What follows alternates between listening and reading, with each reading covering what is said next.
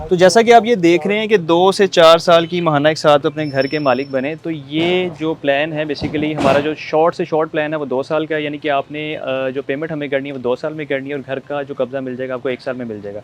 और मैक्सिमम आप 4 साल की एक साथ पे घर बुक करवा सकते हैं, जिसमें अगर आप 4 साल की बुकिंग करवाते हैं तो आपको 2 साल में घर का पोज़ेशन मिलता है। इसमें एक 3 साल वाली भी ऑप्शन है, एक 1.5 साल वाली भी ऑप्शन है, यानी कि ये प्लान सिर्फ़ आपके अकॉर्डिंग कस्टमाइज़ नहीं हो सकता, बल्कि आप इसे अपनी मर्ज़ी के मुताबिक डिज़ाइन भी करवा सकते हैं।